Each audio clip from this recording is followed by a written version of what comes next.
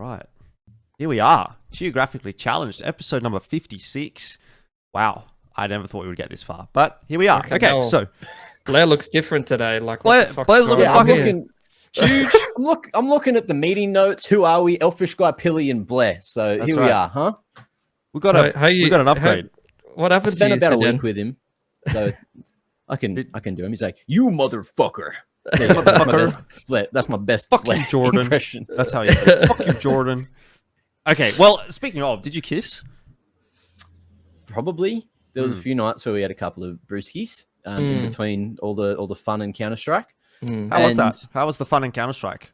It was good. Counter-Strike was sick. It was different being an analyst. I was literally shitting myself, going like, I don't know what I'm doing. And then after like day one, I was like, okay, I kind of get it. Like all the prep I was doing leading into this, and especially it's like doing the pre-show stuff was hard because I'm not a super big prep guy when it comes down to it. I've been doing a lot more lately since that job, but I'm more of a watch the game and then talk about what happened in the game and why it was good and why it was bad. I'm really good at that, like watching the game and breaking it down, but not so much like setting up things beforehand other than storylines. And I feel like as an analyst, you're not really the storyline guy. As the host, you're usually like the storyline guy. So I was trying to find where I fit in the whole. Yeah, I think there's a lot of different ways to do the desk, right? But I reckon the MacMate way to do the desk is to like describe things and do storylines and be entertaining. Because like do little funny, entertaining segments. Yeah, like drop the sponsor shit all over the studio. That Show how sounded bloody strong it horrible is. when you dropped that. Legit, when I saw that, I was like, I am really not surprised at all. Like, legit, this guy's been doing this on ANZ Chairs for like 6 seasons straight. My first thought was, I fucking hope that they didn't leave a hole in the floor of the studio because they're like metal, right? Those things, whatever they are, they were like metal fucking. And if it would have landed like on the corner, flat though. And that's why it made the weird sound because it is metal. So it went like boom, boom, and then just was perfectly fine.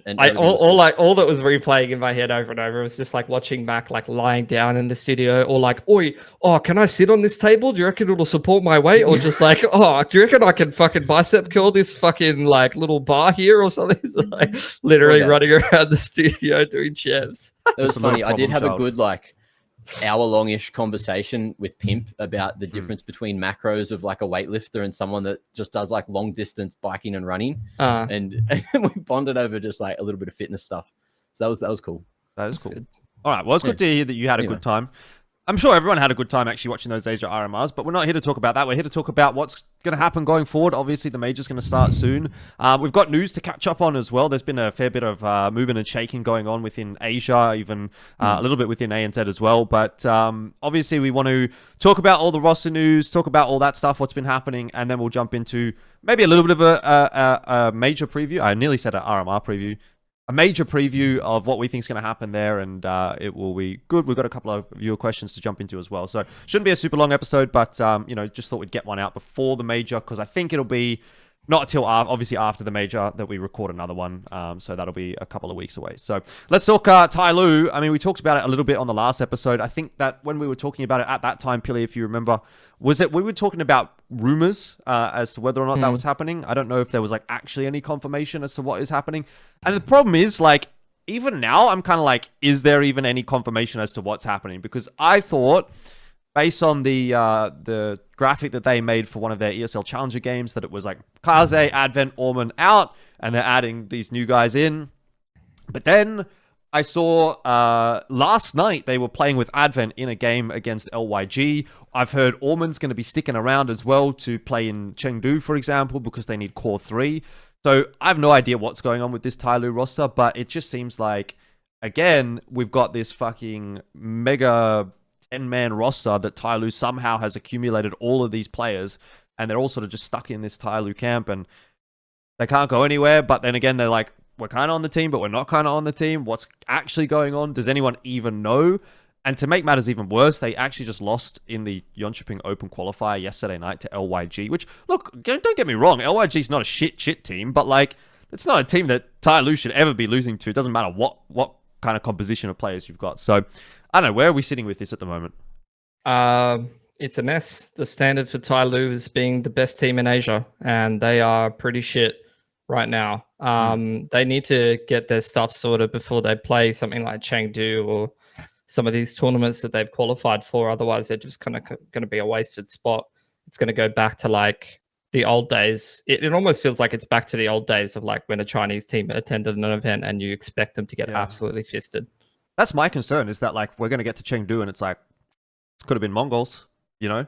Like, and it could have been Mongolz because it was Mongolz versus Tyloo for that spot, and somehow Tyloo 2-0'd them because Advent had a life game, and now it's like, is Advent even on the team? I don't know. It's a bit disappointing, I think. I genuinely believe, same as you, that we get to that event and it's just going to be a fucking waste of a spot, which is really sad. I think it's just hard. Like there's weird shit that happens with Chinese orgs sometimes, and you don't know like who's in charge of the roster decisions and who's GMing, and you just wish they could like know like the players that are good and put them together, but then that just doesn't happen. Or like remove the right players at the right times, but that just doesn't happen. Do you think that qualifiers are played a little bit too early? Like, because the Chengdu quals were played 100%. last year.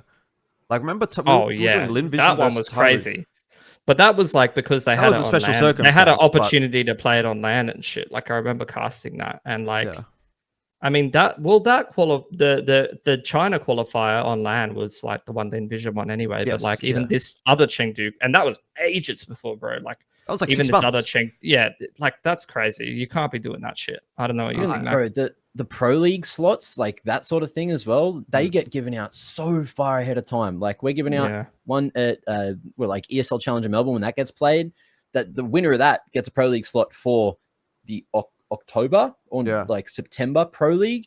Like that's so far away. We're gonna see so many roster swaps at most of these teams before we get to that. Like I get why you have to do it, because logistically, obviously, there's a lot of like ducks to get in a row when it comes to these sorts of, especially for teams that are going to China in particular, because it's quite difficult sometimes for certain regions to get into China. But yeah, I mean I see it a lot, especially in like these smaller regions where there'll be like a qualifier that's for like 3, 4, 5, 6 months in advance, and you're like, does that team even really exist in 6 months' time? I mean, like for example, even ESL Challenger Melbourne, like what's Sunday School doing at the moment? Is Sunday School's not even in ESL Challenger League? They're just a whatever team, but I did message Reckons and say, what are you guys doing? Are you gonna like try? Like what's going on? And he told me what their lineup is, if I can find that DM. Like, don't get me wrong, I'm happy for these guys, and I think that they're players that, to an extent, actually deserve to have a bit of an opportunity because they've been grinding hard. But also, like, if you're not a team that's playing in ESL Challenger League and you've qualified through the qualifier like however many months ago, and then we get to April and it's like, does this team even exist anymore? Kind of leaves a bad taste in my mouth. I'm leaking this DM quickly because it's great. I was like, yo, what's the plan for you boys with Melbourne? Like, because they just lost Damio, right? Who went to Vertex, exactly. Vertex, Bad News Kangaroos. Not sure what you mean. Gonna rock up and win. Utter domination on every part of the map. And I'm just like, as a 4-man squad, I respect it. And he's like, nope, as a 5. Me, Licky, Mizzy, Guag, and Versa. So that's going to be who they're playing with ESL Challenger Melbourne. But that's all I was looking for. And then we just had another conversation after that. But I was just laughing that whole time. Like, at least you've got the champion mental coming into this one, right? Like, we're looking at it from an external standpoint, thinking, what the hell is this team going to do? And you never know. Take the opportunity when it comes. That's it, man. That's it. You don't get to play that many LANs in Australia, in the current state of Australia, and you get to go up against some pretty good international competition that's coming over. You know, MIBR, Apex, I'm looking at them. I think they're going to be the favorites here. And Sunday School could be the dark horse. You never know. Come on. You're just on copium at this point, but I don't know. Look, I don't think even Rooster's going to perform too well there, but we'll see. It's just a waste of a spot. It's just a waste of. I'm sorry. I love Sunday School. I love all you guys. You've been grinding champs. I've been casting you for years, but like, it's literally like, this is just a clown fiesta. Like, let's be real. Like, why the fuck is Sunday School playing an international tournament? This is crazy. I don't know. Like, if they do something, I will fucking scream my head off. Like, if I'm casting Sunday School upsetting an international team, you best believe if any of us are casting that, we are gonna lose our shit and we're gonna go full bias and we're gonna be like, yeah, the boys. But like, guys, they're just like, they know this is not unfair. Sure. Like, they are gonna get fisted. Like, they're gonna get fucking owned. It's crazy. And talking about wasted slots, back on Tyloo, I don't think they should be there at Chengdu with their current whatever's going on. And Yeah. I hope, Like, can we just run the really call hope again? they get rid You of know? Advent, man. Yeah, it's fucked. Like, I honestly wish, like, I wish we would just put Mongolz in instead of them if they change. And like, I hate that they're allowed to just be like, yeah, he's in the team. Like they change players and He's they in the team, but unchange he's not. players. Yeah, He's in the yeah. team, but he's not in the team just so they can attend the tournament and go. But it's just, What is it's it like? just I mean, isn't there? Okay, so even in this discussion, shouldn't there be something where it's like, okay, you can field a team of X amount of players, right? So it's like you can't just have 10 fucking players on your roster and say, this is the team today. You need to have, like, I don't know, 5 players plus a sub plus a coach. That's like your 7 that you can possibly have. Yeah. And if you're gonna have, if you're gonna have these changes, you actually have to take Orman and Advent off the roster and have ZDR and Lyric come in. That's how I think it should potentially work. But it just feels like there's no repercussions necessarily to your actions in this case. If you can just be like, we're just going to have 10 guys and we'll just play with whoever we can play with. And I don't fucking know if do they're whatever. allowed Back to to submit 10 people. I don't Go think back they to should old be allowed Tyloo. to. Just load it with firepower, have Advent as like a secondary coach, and just That's what I said. teach someone how to call. Like, just teach someone how to That's fucking what I move around said. call. That's what we've been saying for ages, Yeah. Like I want a Dan King back on the team, but apparently he's like a superstar streamer or something now, Mac. Yeah. That's what I've heard. You're not getting him back. Anyway, look, I mean, speaking of changes, obviously we've got to roll on from Tyloo. We can't spend the whole episode talking about them because that's kind of what we do all the time. We talk about Tyloo, we shit on Advent, we're like, these guys are just fucking who knows, but At least he's a free agent now, and we can Is he? potentially think. Well, at least That's the he thing. could. Yeah, he's in contract jail. prison. Right? He's in contract jail. You're right. You're right, Jordan. There's no fucking way. There's no way he's going anywhere. I was gonna say at least there's a 30-year-old talent prospect on the market, but like that's not even true, is it? So there is actually a question, a viewer question that comes at the end of the show about Advent as coach and how that might work out. So we'll talk about that when we get there. But let's talk about Grayhound. I know you guys have I'm sure everyone's kind of seen the rumors, but just to do the quick and dirty of it, SPUNJ made a tweet. He said he was trying to get something going, maybe with did he make a tweet? Or I think he was talking about it on Talking Counter. There was a discussion. There was definitely a tweet. He was talking about cooking. I don't know what he was cooking, like whether it was like this is where I wanted to go with it, because I think basically if I give the quick TLDR, I think what he said, or what he was trying to say, was he's going to try, or at least would like to see, I don't know, the Grayhound core plus JKS plus a European AWPer. So that would be minus Ali, minus Liaz, from what I understood in his conversation on Talking Counter. Plus those two, JKS plus whoever this EU AWPer is going to be, and find an org that can move them to Europe. So I don't know, like do like a bit of an Extremum 2.0, see how that goes. Yeah. What are our thoughts on that? Because look, my first impression is I've heard these sorts of things before, and it's never really come to fruition with this roster. So I'm going to believe it when I see it. As to whether or not I think it would be a good choice, look, this is what I'll say. I don't think you get a better AU roster right now. Like, I don't really think that there's a world where you can build a better team out of players from ANZ and have them play in ANZ and have them be better than Grayhound. So if they want to be a better team, those would be the changes you would have to make. And it's not that I don't think like Alice is a terrible player. I don't think Liaz is a terrible player. I'm not saying they should be cut, but my opinion is that if this team and if ANZCS and whatever wants to have a team that's going to go further forward, you can't be looking in ANZ anymore. Yes. You have to be doing something different. So I would, in a sense, actually kind of get behind it, but my only concern there would be like, how does that then play out for these guys in terms of getting slots for events and ranking points and this and that? Because you do sort of lose a bit of your identity as an AU team when you move overseas and start picking up international players and stop playing in the local domestic competitions. Yes, you're not going to be taking those ANZ slots anymore. You're going to be trying to qual through Europe. That's it. Yeah, it's all about the slots. It's all about qualifying in domestic, and it's a whole trap of being the best in our region. It means that you're going to be mediocre overseas unless you can strike a very fine balance. That's almost impossible to do. And Grayhound's shown that. And I was trying to explain this to someone from Valorant and explain like exactly how it's broken down, who doesn't understand the scene. And I was telling them like Greyhound has been incentivized to coast in Australia for years and benefit off of that because they could always qualify for all these international events and qualify for the major. But then in terms of being competitive in overseas Counter-Strike, most of the time they haven't been able to do that. So it just comes back to the same ultimate question of, do you want to be good at Counter-Strike and a good team, or do you want to be successful?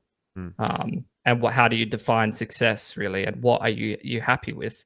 And I think if I was in Greyhound's shoes, I mean, I like saying if I was a player that had been through what they've been through, because we've all followed their story closely and we can kind of understand it from a third party perspective. We kind of understand their emotions and the things that they've been through and all of the struggles and all that kind of stuff. As much as we fucking like, as much as people meme on them, I would probably be sick of just, qualifying and not really happy with that anymore. And I probably would be ready to try something again. But at the same time, if you're someone like Liaz that went and joined the Extreme Bums, like that might not be appealing to you because that didn't go so good last time.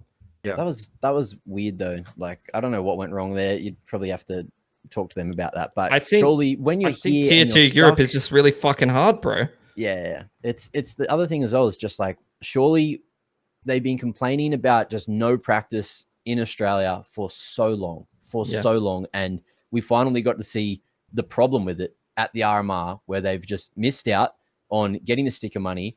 Will now has pulled out, doesn't want to support the boys anymore. Of course, it's not financially stable. The world's in like a weird financial bloody place with, everything going crazy with the economy, inflation and all that. You sound so smart right now.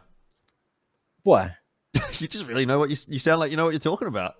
Oh, but the is that not normal? It's put him on a financial podcast or something like that. This guy knows. Anyway, with the state of the world. Anyway, that's happened, and surely all of that boils down to this point where you're like, all right, something's got to fucking change. Like, we got to get out of this country. There's no way we can stay here with shit prac because things aren't going to get better. Back in the day, there was enough teams where one team could still have a good amount of prac to beat the rest and get those overseas opportunities. But because, we saw the problem with all of these fucking qualifiers at the start of the year, there was no time to get normal practice. There was no time for a boot camp for them. They couldn't afford to go overseas early because of that. You can't miss out on the other international opportunities. And then without the prac, you just saw them play bad. Like, they just did not play good.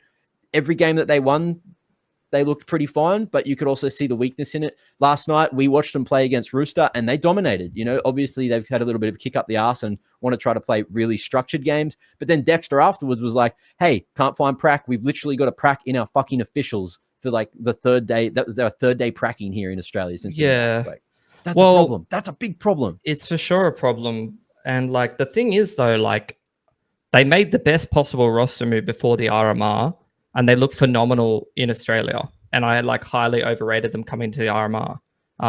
And Lynn Vision turned around their form and beat them fair and square. And Mongolz put in a boot camp and played overseas events and are looking like the best team in Asia far and away.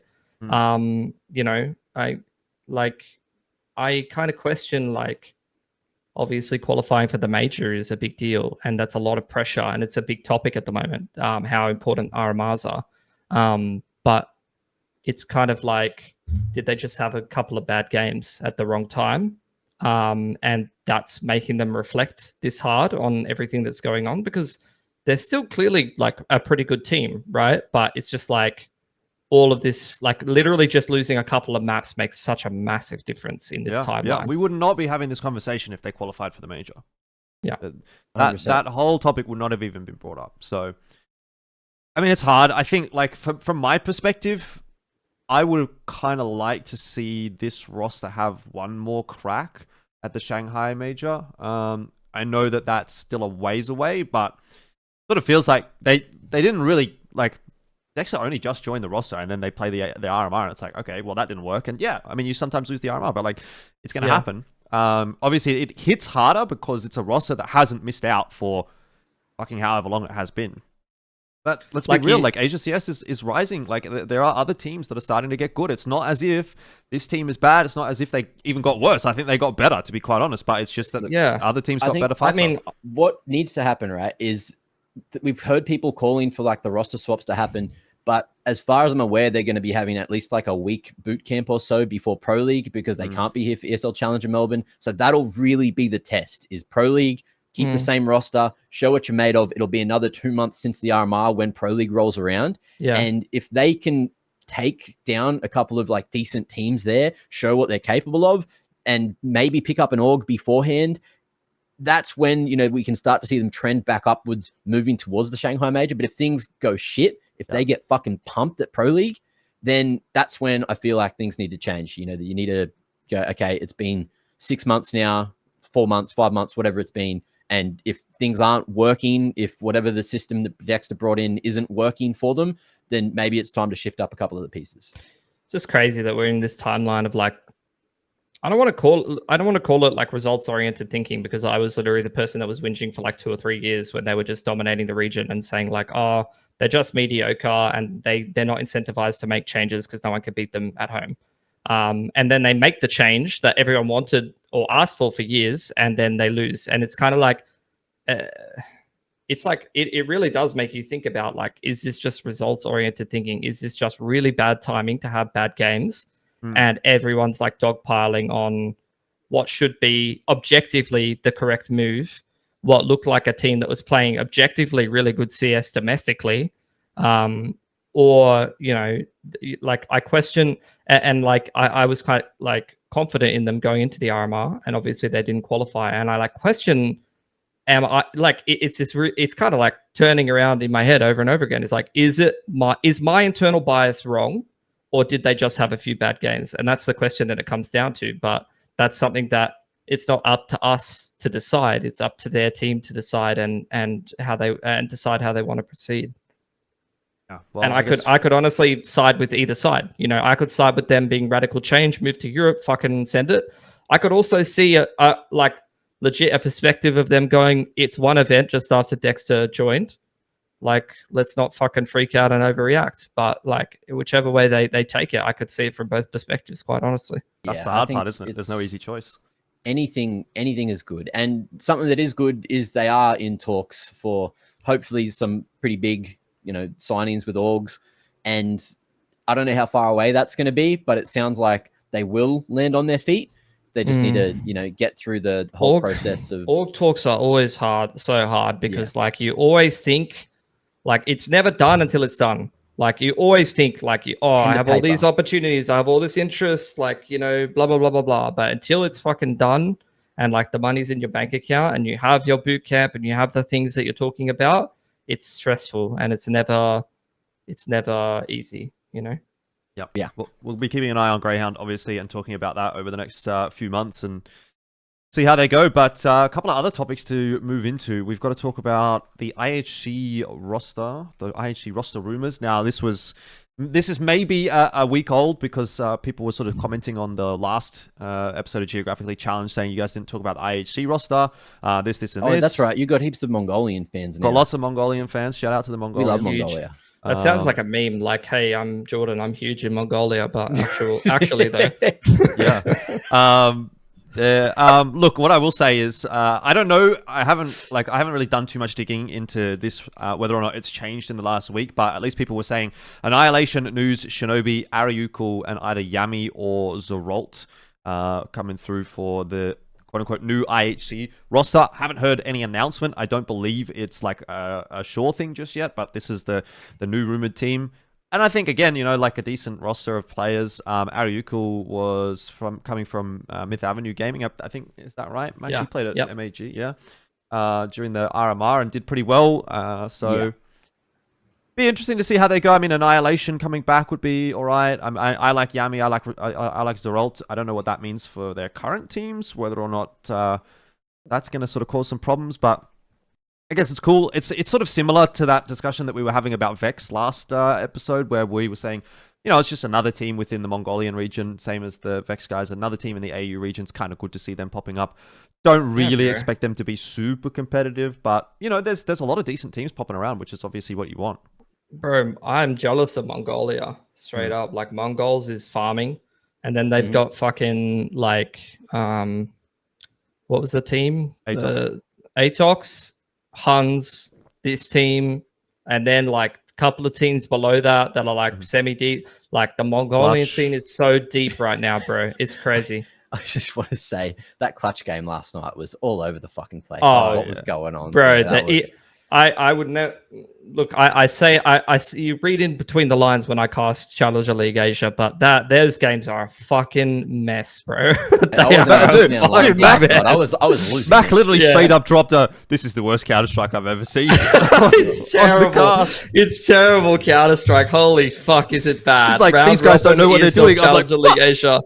They actually do not have any fucking idea what they're doing, and I legit like I think they don't even try. Like they literally just said it, and like I don't even know if they're playing seriously or not. It's mind blowing. It's like, bro, it's just they don't know basic utility on some maps, and then they know everything on another map. So it's like, for sure. But because it's the best of two thing, this is why I was confused, because I'm like, all right, surely the two fucking last maps are in your map pool that you should have of minimum 3. You should be pugging. You should be throwing basic utility for most of these maps. If you're at this like tier 2 Mongolian level, surely, you know, I'm gonna have this expectation, and it's a bare fucking minimum. Yeah, and I'm not getting that. That's why I was a little bit. That ancient, and I was also very tired Clutch. Last night. That ancient T-side from Clutch was horrible. Like the only smoke that they knew was it was like the red room smoke, and that was it. If there was no red room smoke, there was no smoke. There was no It's legit, bro. It actually legit is like a face it pug. Like sometimes, like they're in spawn, they're like, "Does anyone know the window smoke?" Okay, yep. You throw the window smoke. I'm gonna flash over mid. That's our strat. That is legit our strat, like 2 pieces of utility. There's no depth of far. And it's like the GR gaming AWPA, like for some rounds looked like a god, and it's solely just because Clutch just weren't throwing flashes and basic lines to clear angles. They were just dry peeking, and then spacing was bad, so they wouldn't like take the line and then try to trade or like cross or whatever. And then they just fucking do the same thing 4 fucking times, and this dude gets a 4K. I'm like, do I praise him? I don't think I should at this point, you know? My fucking brain has been turned into this like analysis mode from being an analyst one time at the RMR, and now I'm like not trying to talk about the good things. Like sometimes I am, but when I'm seeing bad Counter-Strike, I'm seeing bad Counter-Strike. You know, you just gotta enjoy it. And I've like been doing more coaching lately, and been even noticing like my team will absolutely destroy another team, and I know that the other team's playing terribly. And they're like that my team's just destroying them because they're better, and I just like at the end of the game will be like, great job guys, really good game, and like, you know, like, just don't overdo it, don't overthink it, but like, you know, in the back of my head I'm like, fuck, those guys legit did not even stop like my AWPA from just like getting a 3K. They just dry ran into like a basic choke point and died.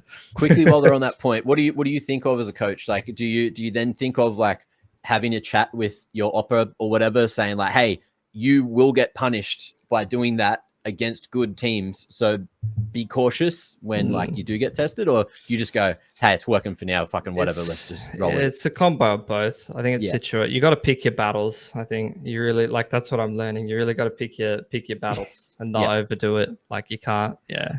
It's interesting. I'm still learning. So yeah, look, I don't really know what to say. I guess the thing is, at least there's like depth, obviously, within the Mongolian scene. So we might be sort of having a bit of a meme about Clutch, but there's quite a few decent teams. This kind of relates to your next point, because like I'm seeing Annihilation rumored on this roster, but like you want to talk about the next one? Yeah, I was going to jump straight into that. We got Atox benching accuracy. That is confirmed. They've put out their announcement on Twitter, on Facebook, whatever. And I think that's fair. Too. I think that's fair too. What do you think, Mac? Get Annihilation in. That's what I was saying. That's what we were saying. But like, did you must have watched accuracy a bit at the RMR on that? I think so. He was mostly on the A stream because he stayed in the upper bracket, and then they didn't look that great against Grayhound.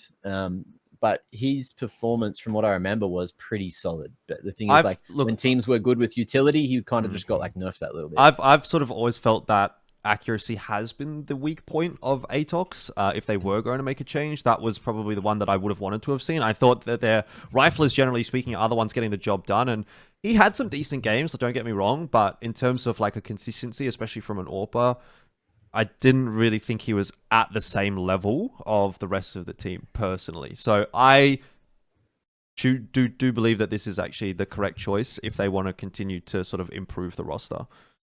Yeah, I think like MIQ has showed some decent stuff, and I had some decent maps. He seems to be doing like a lot of entry work, if I remember correctly. He's like running in a lot, and then Zesta, his ceiling seems interesting, but like his statistics are not really anything to write home about. I really did feel like Atox lacked a strong AWPing presence, and Annihilation seems like the most obvious answer to that. Maybe. I don't know. I mean, I guess we'll see. I haven't really heard But much from Annihilation is kind of similar. I mean, kind of similar to Alistair for me, where it's like he's like high highs, low lows. Yeah. He's kind of like he can win you a game, but he can also like put you in a tough position sometimes. That's like, yeah, there's literally so many points from, was it D19? Is that the team name when they were coming up? D13? D13, that's yeah, all. D13. Yeah. When he was on D13 and they were coming up, he was making some crazy flashy plays and wouldn't, like, some games would be top on the scoreboard, but I still remember all of his crazy like site holds and stuff, or post plant holds just with that op. And then when you think of Alistair, there's literally tournaments where I'll just remember his plays. I'll just be like, fuck, that was so sick. And you look at the scoreboard at the end of the game, he's got 6 kills. And I casted like all 6 of them, hyped as fuck because they were like crazy flashy kills. And then you just can't remember the other ones because they didn't exist. It's a similar situation, right? Like, look, it's never going to be like the ideal scenario, but is it there at least a world where you can kind of get away with it if you're like a streaky AWPer and you have a very strong rifling core? Like, when we look at Atox and we say, okay, Cabal's generally very solid, Dobu's generally very solid, Zesta has high peaks, MIQ seems to be doing good work. Can you get away with someone who's like 50% of the time just going to do bum nothing on the AWP and 50% of the time going to hard carry the game? I legit think like for a team like Atox, because of the position that they're in, that the depth of talent in the Mongolian scene is so good that like they can just slowly change one player at a time. They got to keep doing the Mongolz approach. They'll find a good roster because there's just so many fucking good players in Mongolia. Like you just chuck Annihilation in, see how you go. After a while, if he plays good, then it's probably MIQ or Zesta, because Dobu and Cabal are legit. Like, I mean, they can drop 30 and win you the game. Kind as of well. farming, dude. They're kind of like when I watched Dobu solid at Extreme Zone, I was like, fuck, I forgot that this guy was actually good. You know what I mean? Like, I remember he was good, but like he was remember the Tiger debate on people at Extreme Zone, and he was a sub. That Tiger team was such a debate. Yeah. Oh, what about 9 though? What about 9? Because 9's on Huns. Yeah, see, that's the other thing, because I know like Yami and Zerolt were floating around on a couple of teams as well. So it's like, is there just going to be like some bit of a shift in the Mongolian region in general after the RMR? 9's playing okay, but they did lose to GR and LYG, so maybe no. Yeah.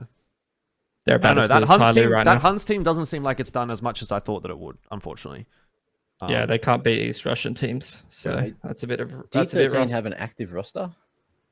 There's so many like random rosters of Mongolian players that you've never that's heard a year of ago. Don't worry, popping around. My brain. I wouldn't be surprised, but like there's Clutch, and then there's other team. Cube the Mongolian Cube team? Is Mongolian. Like there's all these teams where you're like, you've never heard of any of those players unless you're obviously from Mongolia, which, you know, like we're probably talking about players that they're like, oh, what about this guy? I'm like, never heard of him. I think that's you don't know who Holy_Sana is? No, I don't. What about Randy? My boy Randy. Let's go, Randy. Randy. Yeah. Anyway, look, I think the TLDR on that topic, Atox, I think a good move to bench accuracy without having seen who they're going to replace him with. Excuse me. I think in that isolation, don't mind it. Obviously, have to wait and see who they're going to use as their AWPer, but hopefully that'll be something that comes around. They might just pick up some fucking guy I'd never heard of, like 910, and then you'd be like, oh shit, okay. He's actually kind of good. He's actually all right. Yeah, exactly. So hopefully that'll be the case. Mate. Anyway, to another shore, we'll go over to India and talk about the Skyesports Grand Slam, which is starting today, which means by the time you guys are watching this, it will have been yesterday. Bit of an interesting tournament, the Skyesports Grand Slam. You got Aurora, Bad News Kangaroos, God's Reign, and GRDX. Now, I have no idea who GRDX are.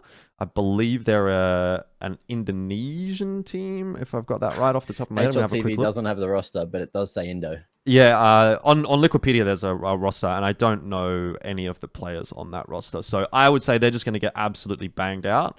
And when I say GR, I mean God's Reign. By the way, I keep doing God's that Reign, on yeah. I keep doing that on ESL Challenger as well. Look, God's Reign. When we watched them in ESL Challenger League, they were all right. They were pretty sharp. They didn't really know a huge amount about the macro game, especially on Overpass. That was one where things kind of went missing a little bit. But they can shoot. So I don't know that they're going to be a super competitive team in this tournament in particular, but it's kind of good to see them continue to sort of lock down that number one in India position. Like you're starting to get like an actual team that's like working a little bit, and that's I think a positive sign. But as far as this tournament is concerned, I really only see like one way that it goes forward. It's Aurora, Bad News Kangaroo in the grand final. Aurora should kind of own everyone in this tournament. I'm not gonna lie. Yeah. Although God's Reign, exactly like you said. I've heard that they're looking for a coach, so that means that they want to move in the right direction, and improve. And I think like the ownership is like quite aware, like that the players that they have got some potential, but need to like maybe iron out some of the fundamentals a bit more and all that kind of stuff. So, and I think they recognize that they have a very strong domestic scene and events that they can look forwad to. So I think an org like God's Reign seems like they are quite set on Counter-Strike for the foreseeable future, which is good news for India. Yeah. Yep. I don't think there's too much to really touch on with that one, but just wanted to sort of give a quick shout out to it because I think it's cool to see again another tournament. Bad News Kangaroos over there at the moment. I haven't heard any complaints from them. Seems like they're being treated pretty well. Hotel looks nice. Boot camp facility or prac facility looks alright. They are playing with a slightly different roster though. They've got Your Wombat because Damio obviously at last minute couldn't get everything sorted to go overseas. So I still think they'll be easily better than God's Reign. And certainly GRDX in my opinion. Yeah, well, Your Wombat plays with them regularly in like pugs and shit, and is a very, very good individual. I don't know. Has been over there before, so kind of. I almost feel like God's Reign could maybe give Bad News Kangaroos trouble if they fuck up the veto or something. Like if you let God's Reign play maps that they're kind of sharp, bro. No. Oh like, no, I'm not saying they're not.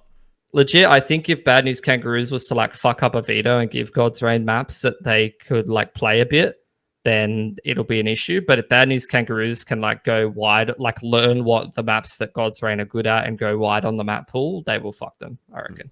All right. Well, we'll see. All right, let's talk about Major. Obviously, that's what everyone's here to watch or hear about. Mongolz versus Eternal Fire, first game for the Mongolz. When I see this instantly, I go, oh shit, that's going to be a hard one. Because I kind of rate Eternal Fire. I think they're an all right roster. But I do think that this is a winnable game for the Mongols. I mean, look, any of the games actually that they're going to get into, until they get to the BO3s, I feel you're always going to be able to say with some degree of faith that they should be able to beat any of these teams really in a BO1. Like I could see any of them potentially in a BO1 going the way of the Mongols. BO3 I think is where it gets harder. But yeah, Eternal Fire, like it's not the worst. It's definitely not the worst team that you could have pulled. Let's just put it that way. I think Eternal Fire they just got those mixed results, man. Sometimes they can be crazy. Maybe with the confidence going up against a team from Mongolia, they might just come out with big heads and potentially trip over themselves, or just Xantara completely fucks them, which is another thing that could definitely happen. But Mongols, I was listening to Talking Counter. That's like a couple of people's underdog picks to make it through. You know, it's not even like a dark horse. Are they an underdog though at this point? Favorite. Like, you know what I mean? Like, because I think traditionally you would say, yeah, okay, if a team from Asia would come through, that would be an underdog pick. But actually, right now, it seems like the group think or the bandwagon think is that Mongols will be a team that will go through. Actually, I've heard more people say that they think Mongols will go through than not, than that think that they won't go through. In which case, are they even an underdog pick at that point? It's also about how the reseeding goes, because they finally got the new set of rankings up after the RMRs. So each time they like lose or win, it gets reseeded off of that to who they have to play. I'm not sure where they are. It feels like they should be around sort of like the middle 17 in terms of the points. I think they're like 17 or 18 in the world. Mongols right now are 22 and Eternal Fire are 11th. No, but that's on HLTV. I don't know about the that's what I mean. HLTV isn't the same as the Valve rankings, which is why it's kind of like a little bit kooky. But if we're looking directly at like all of the matchups, you can kind of figure out where they are, because Eternal Fire should have a decent amount of points there, coming from Europe, playing in a lot of bigger leagues, having some solid stuff. So you'd expect Mongolz to be on like a lower side, so they'll probably have to play some decent teams, even if they lose. And you've got some other matchups which are interesting, like that 9Pandas Amcor one. Like both of those teams have been playing really, really well lately.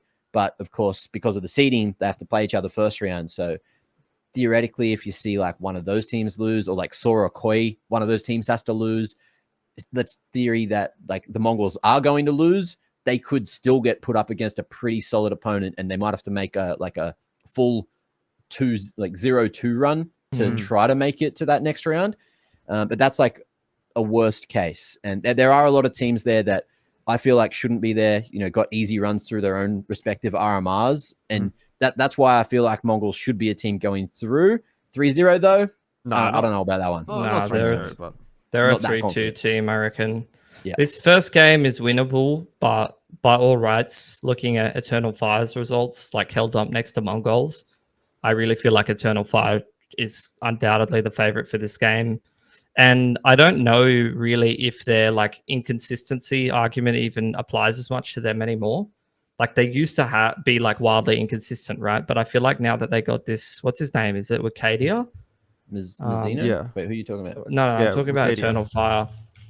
Yeah, Oh, Wicadia, right. Like I feel like they have actually pretty well-rounded firepower. And like, if you look at their results, like they're always taking maps off of like very good teams. They're beating some top teams in Europe like pretty convincingly, and that's like quite recent results from even like a month ago, February. So like they've had a month to like do no kind of like no officials and like prep. I think I would expect Eternal Fire to win the game, but at least it's a best of one. Like, especially best of three, I'd probably be backing Eternal Fire, but I think Mongolz have a chance to like win a map off of them for sure, which means best of one. Yep. Yeah, there's definitely potential there. I'd probably say like, I don't know, what's fair, boys? I'd probably say 70-30 or like 65-35 Eternal Fire. Do you guys think that's fair? Yeah, maybe 60-40. Yeah, I'm more towards like 60-40. I kind of rate Mongolz. I definitely rate Mongolz. I think they're very talented, so I think they can do it. And like actually just as to whether or not they will make it out? Yes, no? Yeah. Let me look. Because that's the biggest thing for Asia is whether or not Mongolz, or obviously Lynn Vision, but we're kind of backing Mongolz to be the one to do it, can make it to the next stage and get another spot for Asia. If they make it to the next stage, they get another spot for Asia RMR next time, which obviously is big news for the Shanghai Major.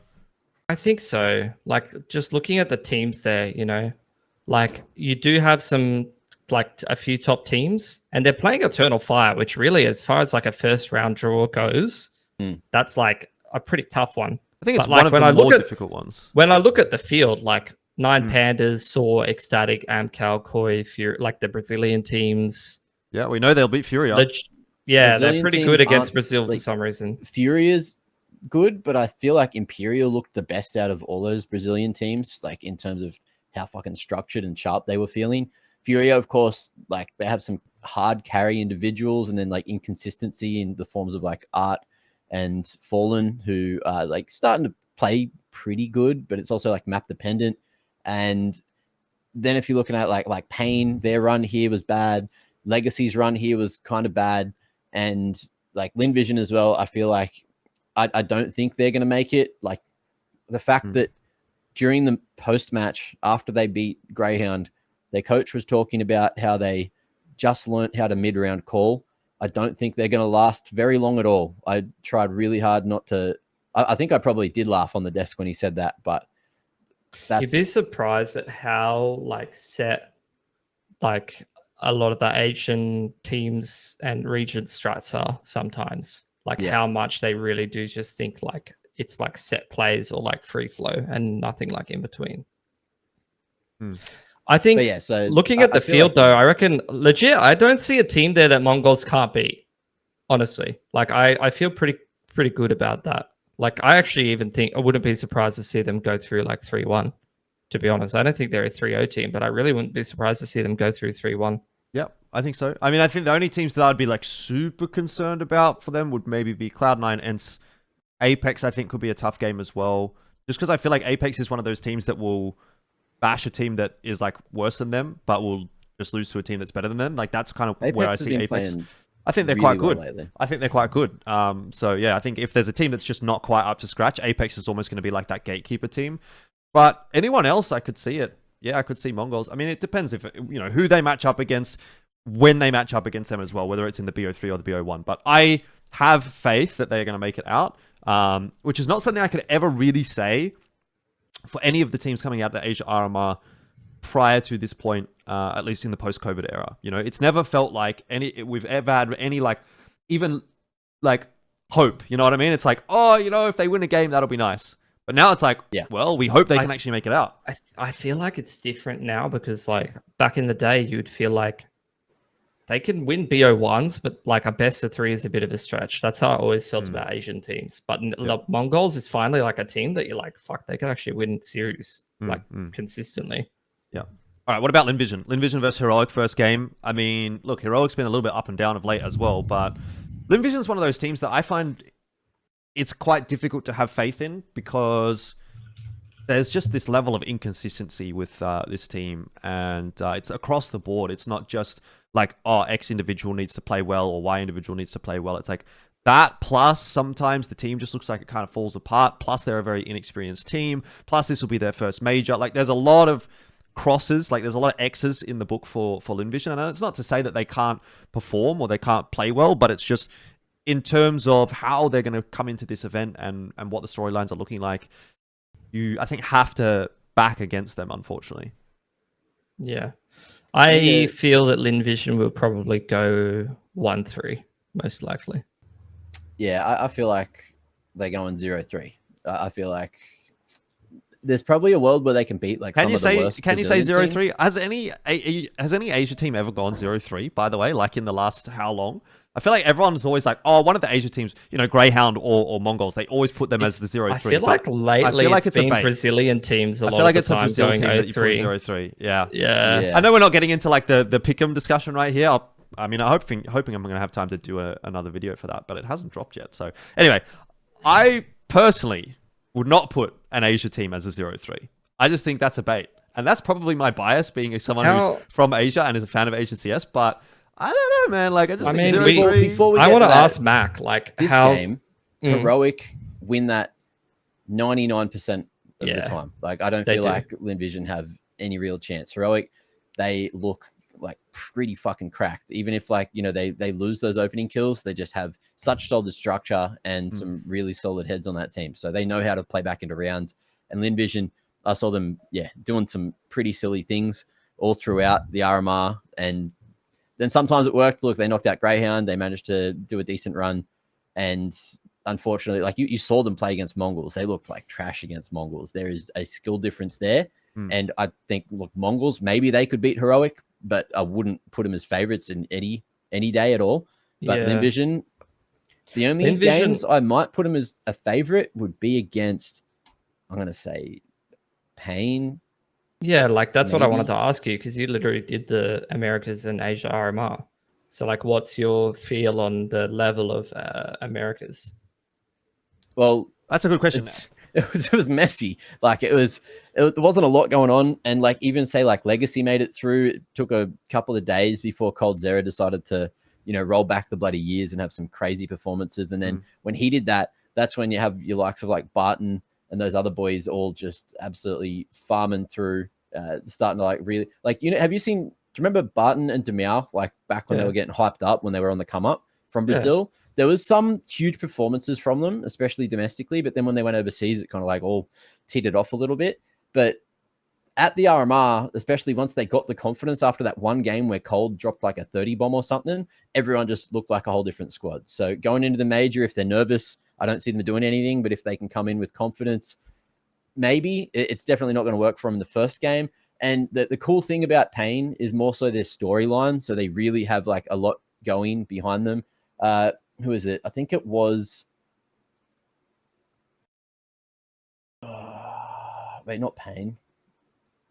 What's my brand? Imperial? I'm thinking Imperial. So yeah, Imperial have these two pickups. I think it is Desenchi and Descenti, Noe. Yeah. And they well, I think one of them, I think it might be Noe, was just like a streamer, like just like a pug streamer, cool guy, got really good at the game, and then eventually played good enough to get picked up by Imperial. I think he was just like playing around the domestic scene. And when he made the major, he was like one of the guys that was there crying because it meant so much. So this team has like a huge amount to play for. They've got a lot to prove, and they've also got a lot of experience in your likes of like Phelps, Vinny, and Henny. So I'm looking at this team to be the team that like does the most out of anyone that comes out of Brazil right now. I'm feeling like they're better than Furia. Structure-wise, they look so much better. And then Payne, you've got Big Uzera, who is like loving it as well. He's got like a whole family back home. He was like very emotional during the interview, but also super thankful. NQZ, his first game in the RMR, like popped the hell off. Had some crazy like Alistair-esque like flashy plays and shit.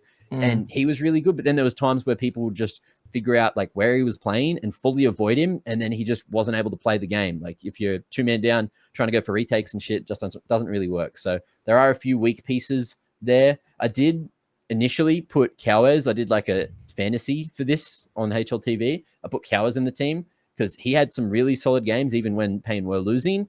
But then yesterday, after making the video, I found out that it's better to have a team, like a player from any team that makes it deeper, because you're probably going to get more points. So then I went and took him out, and I put someone else in, which I can check in a second. But that's essentially it. Like, I don't think Payne can do it, but they definitely have a lot to play for. And that's the thing about the Brazilian teams, right? They have a lot of spirit, and you never know what you're going to get out of them. But outside of each team, like what's the general, like, you know how there was this discussion a little bit ago where it's like, oh, Asia is actually stronger than America. The Americas at this point. I think people were kind of going a little bit like too deep on that. But what's your gut feeling on that? Like, is it just in terms of regional strength, where do you see Asia versus Americas fitting together? Like America's is still ahead.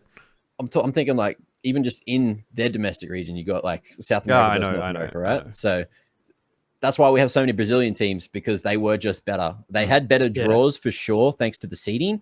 And a lot of the American teams ended up having to play each other, but like Liquid didn't look good. Like they really didn't look that crazy great. that Liquid and Cole are not in this stage.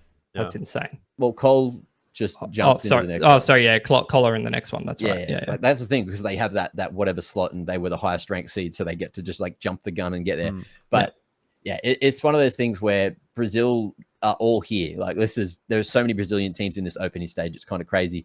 And in terms of what their gameplay and their structure looks like compared to Asia, like I was so disappointed by so many of the teams that you'd like expect to do well in Asia. Like Grayhound didn't look that great. Tyloo looked like shit. So overall, as a region, like NA, they're on the rise. You know, it's South America is on the rise. NA is coming back too. Americas, the Americas, like even some of the NA teams, like Noun's really impressed me. M80 looked like a solid squad, but then they just like fell at the final hurdle as well. But M80 is also like this kind of mixed internationally roster as well. So it's in a weird place, but I feel like we'll see the game stabilize as we keep getting updates and everyone sort of just, hangs on.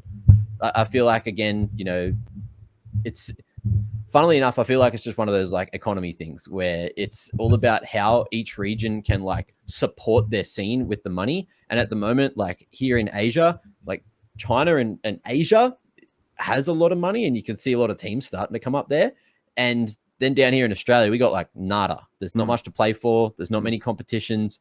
So that's why I feel like, the Americas is definitely in that second slot. I feel like a Euro team is 100% going to be taking this major. Like there's no question about that. Yeah, I'm thinking like from what I've seen recently, I feel like it might be a phase angle. Like I want to say Spirit, but people are starting to figure out how to counter Donk. They just figured out, well, I don't know if Spirit are going to like change things up. There's not enough time to really like put Donk somewhere else positionally on Vertigo in particular.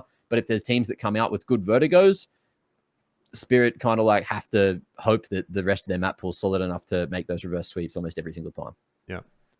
All right. Well, fair enough. I guess the TLDR is that we think Mongolz can make it, and we don't think that Limvision can make it. So, I mean, I'd take 1 out of 2. I'll take that. That's definitely a start. We've got a couple of viewer questions. You want to do a quick pick'ems, or do you not have time? Well, we can do our pick'ems. We can do them, but there's no I don't have any graphic or anything prepared. Yeah, but we got. So if you want to quickly go through, we don't need a graphic. We can just. What is it? Pick 130. 1-3-0 I think there might be team? some websites that can do it. Yeah, so 1-3-0 team, 1-0-3 team, and then is it 5 that go through that you pick, or is it 7 that you pick and you need it's 7. like I think it's 7 and you 7 need that go 5 through. or something like that. I would say for a 3-0 team, ENCE maybe for me would be the one that I have the best like gut feeling about at the moment. Outside of that, maybe Cloud9 or Apex, but I think I'd probably. But the thing is, like, you know, this is where you get into like the strategic thing of it, because it's like people say, oh, well, don't put the best team 3-0 because they will definitely get you the point from going through. But I mean, if we just do it the way that you're sort of quote unquote in the spirit of it supposed to do, I would say 3-0 ENCE for me. Yeah, I think for a 3-0, probably like an Eternal Fire and Apex, because I feel like Heroic and ENCE to me are my favorites to go through. But that means I'll probably want to put him on that like 7 column. 0-3. I'm choosing someone from Americas personally. I'm not putting Lynn Vision in 0-3. So yeah, I would just be looking at who's the weakest team in the Americas, and for I think me, Legacy's going to get some Legacy. really bad draws. So Legacy will be my 0-3, even though I'm thinking maybe Pain, but yeah, I think Legacy are going to choke. So that'll be my 0-3, and then like my to go through Cloud9, Eternal Fire, Mongolz, Apex, ENCE, Heroic. Who did I have on my 3-0? I thought you said it's Apex or I can't remember. It's too hard without a graphic. Yep, Apex is my 3-0. So the ones to go through are Cloud9, Eternal Fire, Mongolz, Imperial, ENCE, Heroic. Oh, and I'm going to put Saw. I think Saw need to make it through. I feel like they're playing way too good lately to not go through. Tell you what, I will probably do another video for the Pickems. I'm sure you will as well, Mac. Are you planning to do one? Yeah. I'm just making whatever content to try to get the ball rolling again. You can check out MacMate's YouTube channel. What is it? MacMate. It's just MacMate. Is that right? Yes, just MacMate. Check it out. It's got my face on most things except for the newest video where I just put Simple on there on post. Maybe more people will click on Simple than on MacMate, but who knows? Anyway, let's jump into the viewer questions and then wrap things up. We've got a couple to touch on. This one's from SuhasU. Wanted to get your opinion on whether Advent would be the right person to coach as Tyloo. For Tyloo as a coach, I should say. There was a recent Reddit thread that was translated between Gum and a co-owner of Lynn Vision Gaming, which was posted, and it mentioned Advent didn't scrim against anyone whom he thought would compete for the major slots. Not the case with other teams in the region. I think it would be better for him to be a scout and assist as a coach, learn the ropes, then transition to a full-time coach. So I don't know if you guys actually saw this interview. I read it on Reddit, but basically what the conversation was that Gum was talking about how they practice and how they got ready for the RMR, and he said that Advent specifically said he would not scrim against Lynn Vision, which I think is just an L. Like they've never scrimmed against Lynn Vision, which is just like, dude, you're not the best team in China anymore. Like I kind of get it if you're the best team, you know, and you want to sort of protect your interests, but you're not even pretty fucking funny because Lynn Vision would like beat them every time as well. It's like you have more to learn than they do. Yeah, I definitely agree with that one. But it's also the same sort of thing where I'm thinking about that when Lynn Vision made it through, they said that they knew a bunch of what was going on from Grayhound's playbook because they were pracking on those Guam servers against one another just to try to get some kind of prac in. And I feel like ultimately that could have been a bit of a downfall for the Hounds. But look, Lynn Vision looking good. Yeah. Advent's a bloody idiot. I agree. I mean, looking at that, I think, I don't know, man. It's just like, is this the guy that you really want to have as the coach of your team? If he's got like, because from what I've heard, like he's a little bit, let's just say stubborn in his ways. And obviously at this point now, those ways are not working anymore. So adapt or die, baby. Adapt or die, indeed. And I think that that's a very poor indication of his ability to lead a team, if that's the decision that he's making. I think there's too much info that we don't know, especially with the cultural and language barrier, to really know. But from an outside perspective, he's should be the best possible person to coach a Chinese team to do well.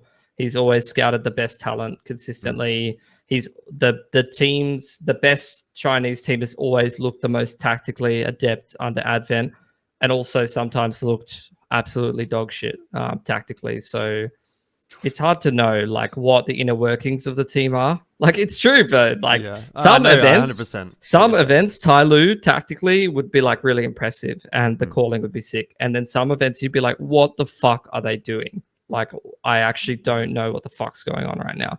So it's really hard to know, but I actually think 100% should be a person who should be coaching the best Chinese team, hands down.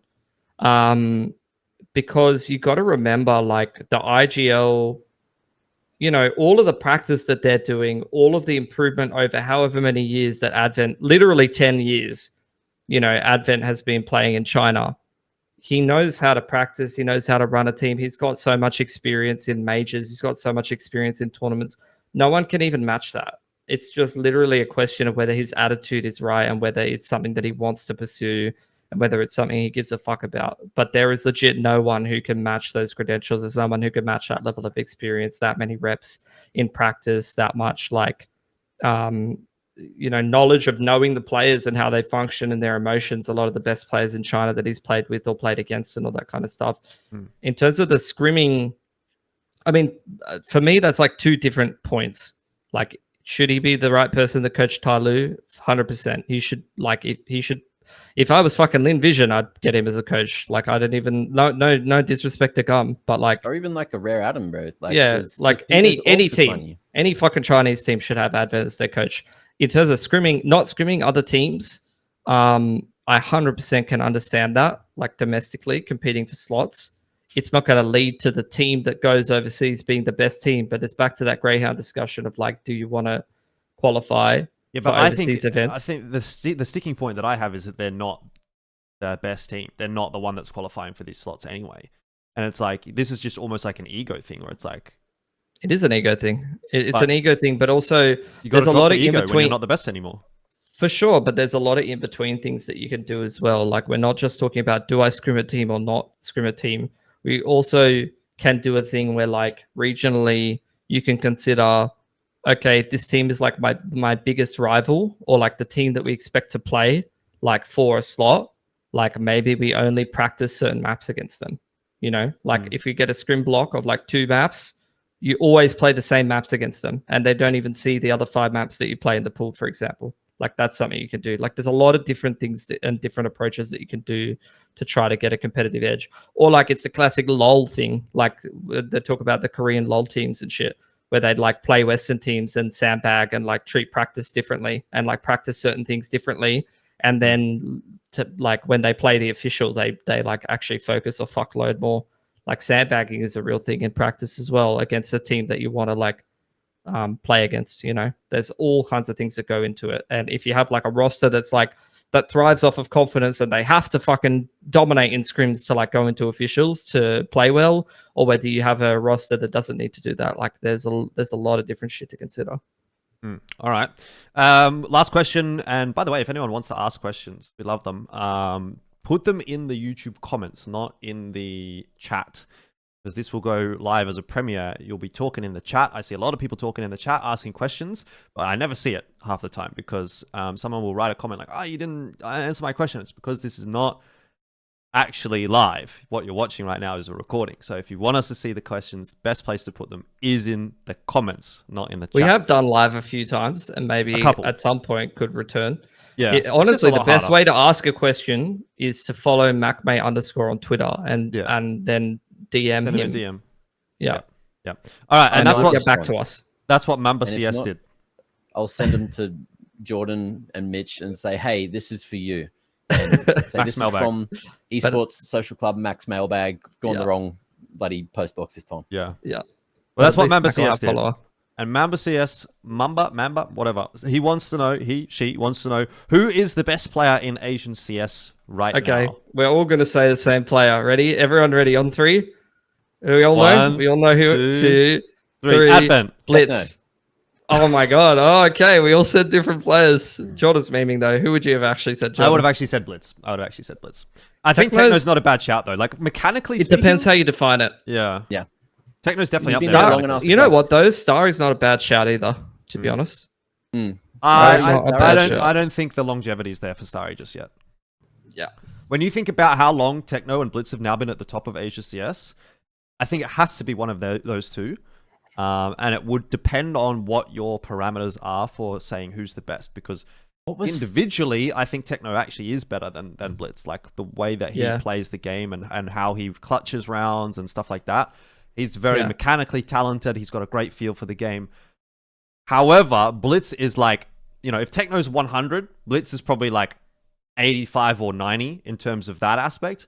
But obviously, Blitz brings with him the in-game leadership, the actual leadership, all of this, and so many players just look so much better under Blitz. Like when you think about Score, for example, he looked great under Blitz, and then he went away, and it's like he hasn't done shit since.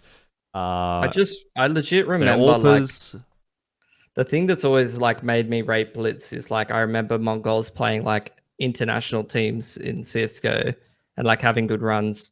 I remember rounds like on Inferno where Blitz would just like look at what util they were throwing on Banana and realize like, I can literally just W up Banana here and entry this cunt and take the B site, and like just has the confidence to do it. And like he just like, he kind of reminds me of that same skill set that Dexter has, where like they can literally just read the game and like read the gaps and go and win a round. Just like he just has that fucking like understanding of like legit they could be playing the best team in the world and he will find the gap and fucking exploit it. And that's how you know he's fucking insane. I miss Dexter on Overpass. But look, at the same time, the other thing I want to touch on while we're talking about Blitz is Bleh can't be here, but he did grab this quote that he I don't know where he said it. Well, did Blitz do an interview with HLTV? I think it was HLTV, yeah. Right, okay. Well, yeah, it's embracing Hemingway's wisdom. A man can be destroyed, but not defeated. We stand resilient. We're here not just to compete, but to win, to embody the true essence of champions. Like, alpha. You're playing under that guy. What a fucking giga chad, bro. Like, I'd get fired up if he said that shit before a game. Can like, someone play for him, play for fucking Mongolia. Someone please record and translate. I want to record and translate like the hype speech. Like, can we get legit? I went overseas to fucking like SEA, like for like a Val event, and they had fucking like a camera crew following all these cunts around, like literally just rando teams in SEA. Like, please, someone fucking get a camera on Mongolz before they play their game. Mongolz had a couple of content. RMR, yeah. Fuck yeah, they actually have released English subtitles as well. I watched them. Inject that shit in my veins. Let's go. Yeah. Didn't get to see any of the hype speeches, but they had some. Yeah, I liked it. I liked watching it. They had a couple of interviews with the players and stuff like that, and the translations weren't like the auto translations that you get off of YouTube, which are always terrible. Someone actually had done proper English translations, and so I actually watched the whole thing. It was pretty good. They had two from the Asia RMR, so go check that out if you're interested as well. I do love on Premiere we'll do the auto translation and it'll just scuff half of my words. Yeah, and I was fixing that for the first like week, then got over how long that took, and now I'm just embracing how terrible the auto translation is. So I'll let it be. All right, well, that's pretty much the end of that. Unless you guys have anything else you want to say. No. Right. Fuck yeah, let's do a viewing party. Yeah. How good? Shout out to PGL for at least hiring 2 people or 1 person from this podcast and 1 guest from this podcast. That's lit. And also shout out to PGL for putting the Mongolz game at 11 p.m. for us, so we get to watch that without it being at like a 5 a.m. time slot. So that's pretty cool. Looking forward to it. Yeah, hopefully Mongolz do well. We'll catch you guys after the major, and hopefully we'll have some really good news to talk about, but we'll see. Of course, you can like, comment, subscribe, and yeah, if you have questions, leave them in the YouTube comments. Otherwise, buymeacoffee.com/Elfishguy if you've got some money that you want to throw around. But that is going to be that for episode 56. See you in the next one.